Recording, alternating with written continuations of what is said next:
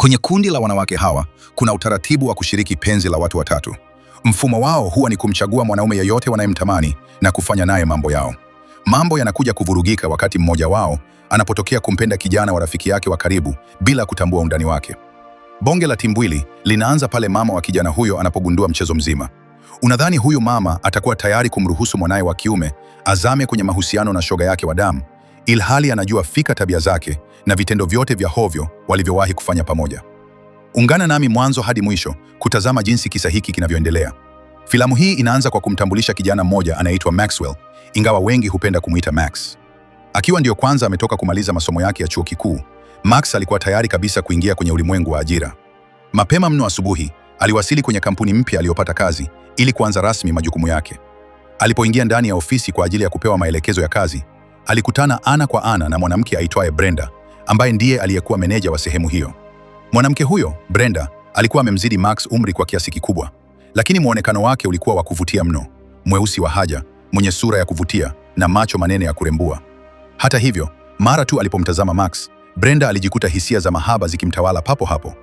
Max alipotoka katika ofisi hiyo, kutokana na namna Brenda alivyokuwa akimtazama na kuongea naye, alihisi kabisa kuna kitu cha tofauti kinachoendelea. Ingawa hakuweza kuupata ukweli kamili au kuelewa sababu ya hisia hizo, aliamini kabisa kuwa kukutana kwao siku hiyo haikuwa ajali, bali ilikuwa ni mpango wa Mwenyezi Mungu.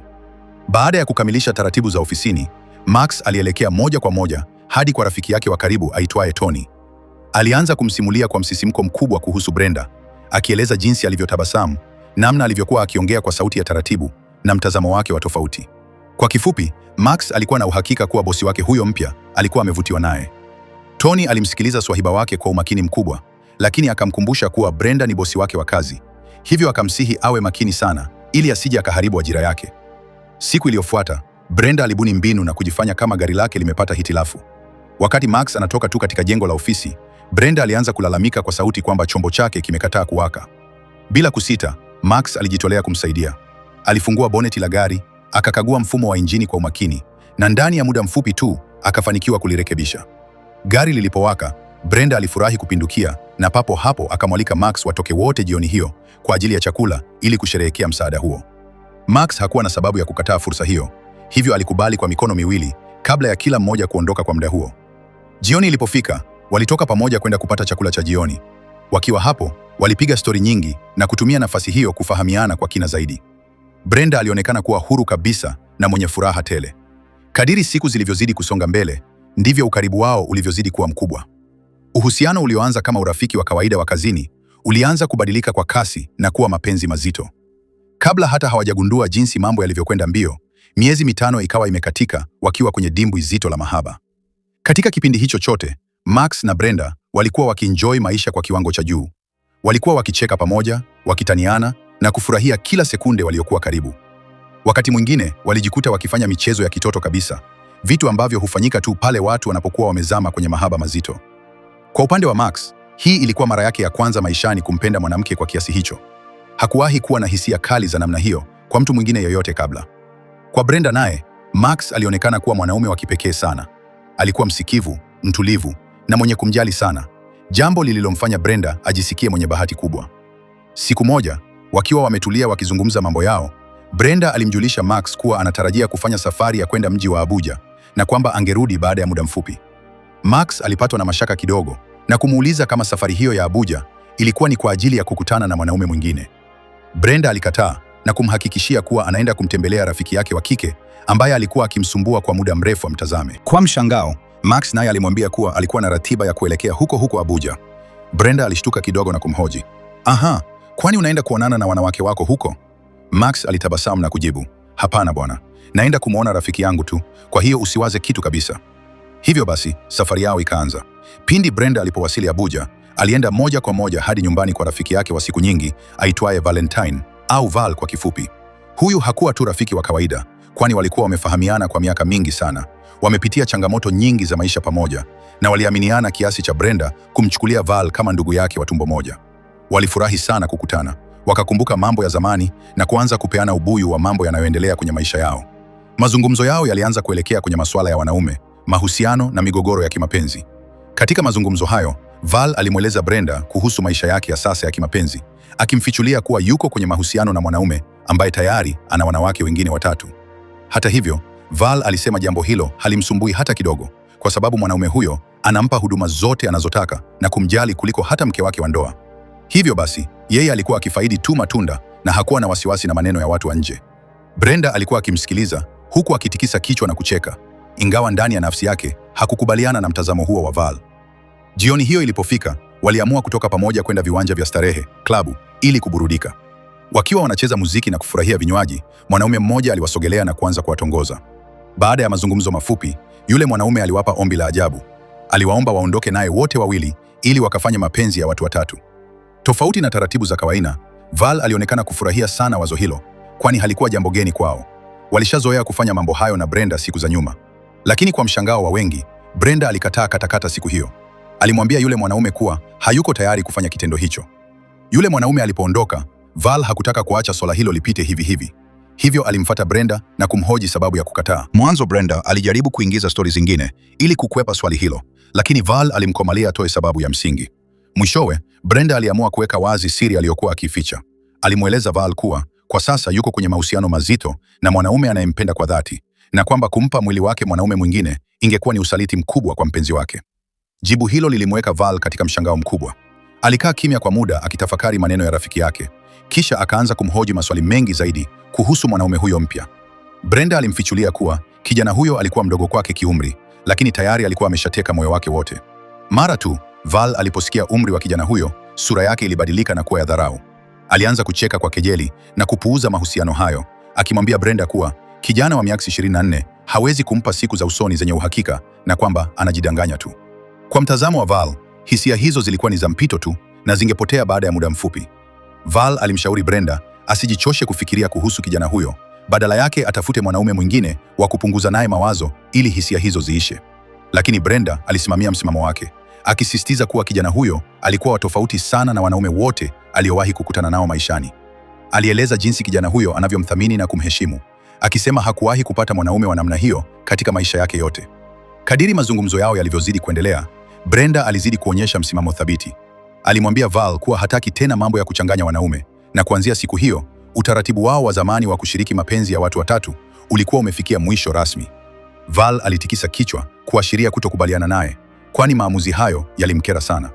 Hata hivyo, alipoona Brenda ameshikilia msimamo wake, aliamua kuacha mada hiyo kwa muda huo. Siku iliyofuata, Brenda alikuwa bado yuko nyumbani kwa Val. Ghafla, nyumba hiyo ilipata mgeni usiyemtarajia. Mgeni huyo hakuwa mwingine bali ni Max. Sasa Max alifuata nini kwenye nyumba hiyo? Val alimpokea Max kwa furaha kubwa, wakati huo Brenda akiwa chumbani. Val alifurahi mno kumwona Max amefika, hivyo akaenda jikoni haraka na kuandaa chakula cha nguvu.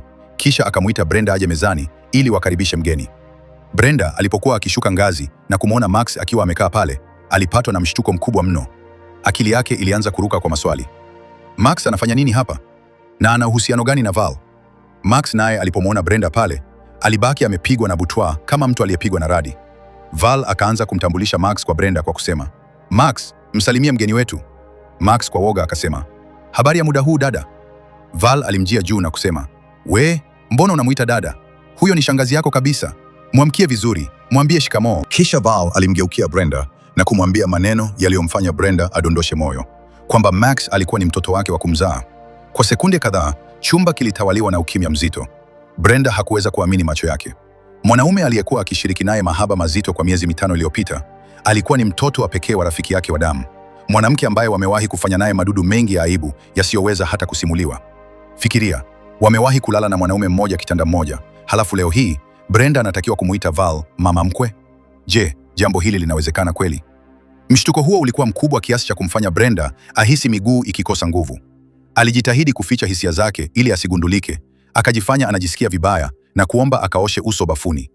Alipoingia chumbani, Brenda alindondosha machozi na kuanza kulia kwa uchungu. Alijiuliza maswali yasiyo na majibu kuhusu mkosi uliompata. Mwanaume pekee aliyempa furaha ya kweli maishani, kumbe alikuwa ni mtoto wa rafiki yake wa karibu. Baada ya muda, Max alitoka nje kumtafuta Brenda, lakini hakumpata, hivyo akarudi ndani.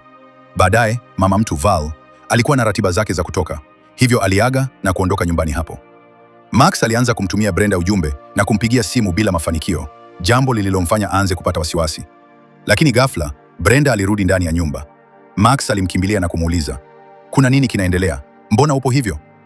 Bila kuzunguka mbuyu, Brenda alimwambia Max kuwa lazima wavunje mahusiano yao mara moja. Max alipatwa na kigugumizi. Hakuweza kuelewa ni kwa nini Brenda anachukua maamuzi ya ghafla namna hiyo. Brenda aliamua kuweka ukweli wote wazi, akimkumbusha kuwa Val ni rafiki yake wa miaka mingi na kwamba hakuna uwezekano wa Val kukubali mahusiano yao. Alimsihi Max akubali matokeo, kwani swala hilo lilikuwa juu ya uwezo wao. Brenda alieleza kuwa kuendelea kwao kungesababisha maafa makubwa, ugomvi wa familia na maumivu yasiyo na kifani kwa kila mtu. Lakini Max alikataa kusikiliza. Alimvuta Brenda karibu na kumpiga busu zito la mdomoni. Brenda alipojaribu kujitetea na kumwepusha, Max alimpa busu lingine kali zaidi. Lakini papo hapo, mlango ulifunguka. Mama mtu alikuwa amerudi na kushuhudia tukio hilo lote. Val alipatwa na hasira kali na kutaka kumrukia Brenda amchape, lakini Max alimzuia mama yake, jambo lililompa Brenda nafasi ya kukimbia nje. Val alilipuka kwa ghadhabu na kumfokea mwanaye. Hili jambo limeanza lini? Inawezekana huyo mwanamke amekudanganya, ana umri mdogo. Huyo ni mtu mzima kabisa. Na kusihi sana mwanangu, achana naye mara moja. Val aliendelea kumrushia Brenda matusi na kumuita malaya na mwanamke asiyefaa. Max alimjibu mama yake kwa ujasiri, hapana mama, huyo ndiye mwanamke aliyeteka moyo wangu. Val alimtandika Max kofi zito la uso. Lakini pamoja na kipigo hicho, Max alisimamia msimamo wake wa kumpenda Brenda. Sasa, baada ya timbwili hilo la Max na Brenda, kumbukumbu za zamani zilianza kumjia Val. Wakati Val akiwa msichana mdogo sana, siku moja aliitwa na mlinzi wa getini, Getiman. Akapewa fedha na kuambiwa akaonyeshe vyombo vya plastiki ndani ya nyumba. Val aliingia ndani, na vitendo vilivyotokea huko ndani havikuwa vya kibinadamu. Lakini kuanzia siku hiyo, Val alianza kujisikia vibaya na hatimaye akapata ujauzito. Kwa hiyo, ujauzito wa Max ulikuwa wa yule mlinzi, na Val alijifungua akiwa bado binti mdogo sana. Ndiyo maana alikuwa na wivu na ulinzi mkubwa kwa mwanaye, asije akatumbukia kwenye matatizo. Hata hivyo, Max hakujali.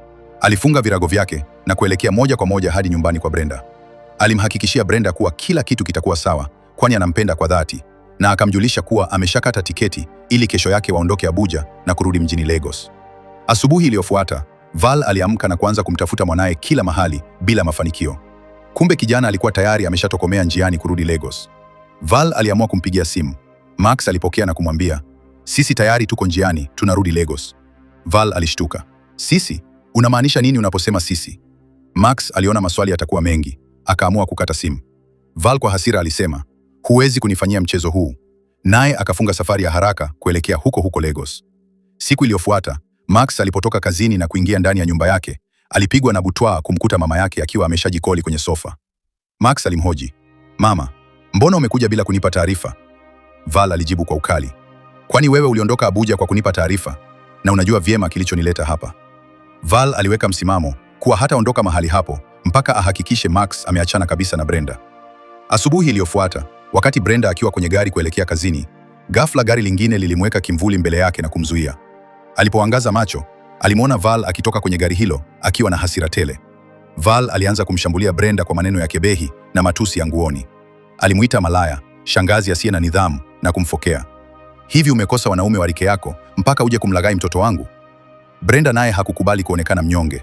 Alimjibu Val kwa ukali, akimkumbusha kuwa mambo yote anayomshutumu nayo si mageni kwao.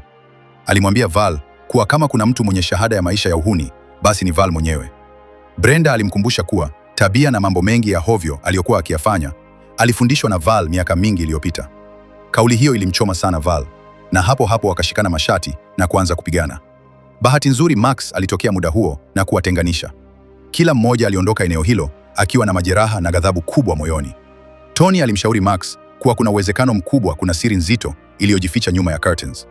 Kwa nini mama yake amekuwa na hasira kiasi hicho tangu Max aanze mahusiano na Brenda? Je, kuna kitu gani kinachofichwa? Tony alimuuliza. Inakuwaje wanawake ambao zamani walikuwa marafiki wakubwa, leo hii wanatoleana nje nishai na kutukanana vibaya hivi? Lakini Max hakutaka kuweka akili yake kwenye maneno hayo. Val alipoona kuwa vita ya barabarani haijazaa matunda, aliamua kubadili mbinu. Alikwenda moja kwa moja hadi kwenye makao makuu ya kampuni anayofanyia kazi Brenda na kuanza kupiga kelele na kutukana kuanzia geti kuu. Alipopata fursa ya kuonana na mkurugenzi wa kampuni hiyo, Val alimwaga siri zote za Brenda.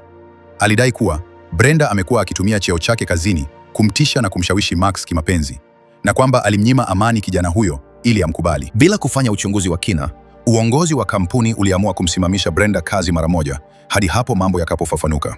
Brenda alipatwa na simanzi kubwa. Maisha yake ya kazi yalianza kuporomoka kwa ghafla. Val hakuridhika na hilo tu. Baada ya kumharibia kibarua, alihamishia mashambulizi kwenye mitandao ya kijamii.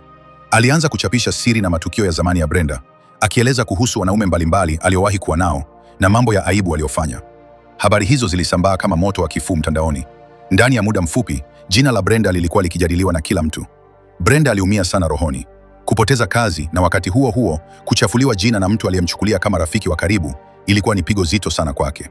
Siku iliyofuata, Max alikwenda kumfariji Brenda. Alimkuta akiwa amekata tamaa na mwenye huzuni kubwa. Max alimkumbatia kwa upendo na kumahidi kuwa mambo yatatulia tu. Alimhakikishia kuwa atapambana ili arudishwe kazini na kwamba hatamwacha ng'o. Baada ya hapo, Max alielekea moja kwa moja kwa mama yake. Alianza kumfokea Val kwa nini amemharibia Brenda kazi na kuendelea kumchafua mtandaoni. Max alisisitiza kuwa hakuna mbinu yoyote atakayotumia mama yake itakayomfanya amwache Brenda. Val alimjibu kwa ukali kuwa Max hamjui Brenda vizuri. Alisema kuwa kuna mambo mazito na ya kutisha kuhusu maisha ya zamani ya Brenda ambayo Max akiyajua atazimia. Hivyo Val alidai anampigania mwanaye asije akazama kwenye maumivu baadaye. Baadaye, Max akiwa amekaa na Tony, waliona taarifa nyingine mpya iliyosambaa mtandaoni. Taarifa hiyo ilikuwa ikimfichua Val kuwa ndiye aliyekuwa mwalimu na mwaliko wa Brenda katika vitendo vyote vya kimaadili, ikiwemo tabia zao za kushiriki mwanaume mmoja wote wawili. Baada ya kusoma hayo, Max aliamua kuitisha kikao cha dharura kati yake, mama yake na Brenda. Max aliwaeleza wazi kuwa vita yao ya mtandaoni lazima ikome mara moja, kwani walikuwa wakijidhalilisha na kumtia aibu hata yeye mwenyewe. Kisha Max alimgeukia Brenda na kumuuliza moja kwa moja, "Je, kuna siri yoyote ya maisha yako ya nyuma ambayo unadhani napaswa kuijua?" Kila mtu alikaa kimya kwa sekunde kadhaa. Brenda alimtazama Max kisha akakiri kuwa katika maisha yake ya zamani aliwahi kutoa ujauzito. Val alikaa kwa msisimko akisubiri kuona Max akimfukuza Brenda. Lakini kwa mshangao wa Val, Max hakushtuka wala kukasirika. Badala yake, alimtazama Brenda na kumwambia kuwa hakumuuliza swali hilo ili kumhukumu kwa makosa ya zamani. Alisema yaliyopita yameshapita na kilicho na thamani kwake ni upendo wao wa sasa na siku zao za usoni. Maneno hayo yalimgusa sana Brenda, lakini yalimkasirisha vibaya mno Val. Val alilipuka kwa ghadhabu. "Mwanangu, hivi umechanganyikiwa? Unafanya kosa kubwa sana. Kama ameweza kutoa mimba, unadhani ni mambo mangapi ya kutisha ameyafanya?" Kisha alimfokea Brenda aondoke kwenye maisha ya mwanaye. Lakini Max aligoma kusikiliza ushauri huo na kuondoka zake. Ingawa ilionekana kama hali imetulia, Val alikuwa na karata yake ya mwisho. Baada ya kuona njia zote za matusi, vita ya kazi na vitisho vimeshindwa, aliamua kutumia mbinu ya hatari zaidi, kutoa tishio la kujiua ikiwa Max asingeasi mahusiano hayo. Mwanzo hakuna aliyemchukulia serious. Max alidhani ni mbinu tu za mama yake kutaka kumtisha. Brenda na Tony pia walichukulia kama drama za kawaida. Lakini usiku mmoja, Val alifunga safari usiku wa manane hadi nyumbani kwa Max. Walipoingia kwenye mabishano makali, Val alizidi kutukana na kumshambulia Brenda. Ugomvi ulipopamba moto, Val alichukua maamuzi magumu na kujitoa uhai. Kumbe, hiyo yote ilikuwa ni ndoto mbaya aliyoyota Max. Max alishtuka kutoka combining akiwa anavuja jasho. Alimweleza Brenda kuwa ameota ndoto ya kutisha kuhusu mama yake na anahisi kuna kitu kibaya kinaenda kutokea. Brenda alijaribu kumtuliza, lakini Max alishindwa kuvumilia. Akaamua kukimbia hadi nyumbani kwa mama yake. Alipofika, alimkuta Val akiwa amemeza kiasi kikubwa cha dawa za sumu, akijaribu kujiua kwa kweli. Max alipiga yowe na kumkimbiza Val hospitalini haraka sana. Kwa rehema za Mungu, madaktari walifanya kazi ya ziada na kuokoa maisha yake. Baada ya Val kupata nafuu, Max alikaa pembeni ya kitanda chake. Val alimpa sharti moja gumu ambalo lingebadilisha kila kitu. Alimwambia kwa sauti ya unyonge, "Uchaguzi ni wako mwanangu. Uchaguzi ni kati ya Brenda au mimi mama yako." Kisha Val alimkumbusha mwanaye jinsi alivyojitoa mhanga kumlea, kumfanya asome na kuwa mwanaume aliyetimia. Na kwa mara ya kwanza, Val alimweleza Max siri ya mimba yake, jinsi alivyobakwa na mlinzi akiwa binti mdogo na shida alizopitia kumlea Max akiwa peke yake. Alimwambia kuwa kila akimwona Max akiwa na mwanamke mkubwa kama Brenda, anahisi uchungu na maumivu ya maisha yake ya zamani yakijirudia. Maneno hayo yalimfanya Max kutoka hospitali akiwa amechanganyikiwa kabisa. Kwa mara ya kwanza, alielewa chanzo cha hasira na maumivu ya mama yake. Hata hivyo, hisia zake kwa Brenda zilikuwa bado zipo pale pale. Max alipondoka, Tony alibaki hospitalini na Val. Tony alimweleza Val jinsi alivyomshuhudia Max tangu siku ya kwanza alipomfahamu Brenda, jinsi furaha yake ilivyoongezeka na jinsi Brenda alivyombadilisha Max kuwa mwanaume mwenye upendo wa dhati. Tony alimsihi Val ampe mwanaye fursa ya kuchagua furaha yake mwenyewe. Val alimsikiliza Tony kwa umakini na kuanza kutafakari maneno hayo. Wakati huo huo, Max alikuwa ameshachukua maamuzi magumu. Alimwandikia Brenda barua ya kuaga iliyosema, "Brenda wangu, nakupenda sana na utabaki moyoni mwangu daima. Asante kwa kila wakati mwema tuliopitisha pamoja. Na kutakia maisha mema na yenye baraka tele. Brenda aliposoma barua hiyo, alibubujikwa na machozi ya uchungu. Mama naye alipokea barua yake iliyosema kwamba maisha yake yote amekuwa mtoto mtii aliyefanya kila kitu kumfurahisha mama yake, na sasa ametimiza ombi lake la mwisho kwa kuachana na Brenda. Baada ya kuacha barua hizo, Max alitoweka bila kumjulisha mtu yoyote. Max aliamua kukimbilia kijijini kwa babu yake huko Kaduna, mahali ambapo familia yao ilikuwa na mradi mkubwa wa biashara. Aliamua kujitosa kikamilifu kwenye uongozi wa biashara hiyo ili kusahau maumivu. Hakupiga simu wala kutuma ujumbe kwa mtu yoyote. Hali hiyo iliwaacha Val na Brenda kwenye simanzi kubwa, wasijue wamsake wapi. Val alijiona mwenye hatia kubwa kwa kumkimbiza mwanaye na kutambua kuwa makosa ya zamani hayapaswi kutumika kuhukumu maisha ya sasa ya watu. Baada ya kujitafakari, Val alimfuata Brenda na kumpa anwani ya Kaduna ambapo Max alikuwa amejificha. Bila kupoteza muda, Brenda alichukua usafiri na kuelekea Kaduna. Baada ya safari ndefu, alifanikiwa kumkuta Max. Max alipomwona Brenda, alimkumbatia na kumpiga mabusu ya furaha, kwani hakutarajia kabisa kumwona eneo hilo. Brenda alimpa Max taarifa njema kuwa mama yake amebadilika na kuwa mtu mpya. Kisha walimpigia simu Val, na kwa mara ya kwanza, Val aliongea nao kwa upendo na amani tele, bila hasira wala chuki tena. Mpaka kufikia hapa, ndio mwisho wa filamu hii. Funzo ni kwamba usiruhusu makovu ya maisha yako ya nyuma yakawa sababu ya kuharibu maisha ya watu wengine. Wazazi wanapaswa kulinda watoto wao, lakini pia kuwapa nafasi ya kuchagua furaha yao wenyewe.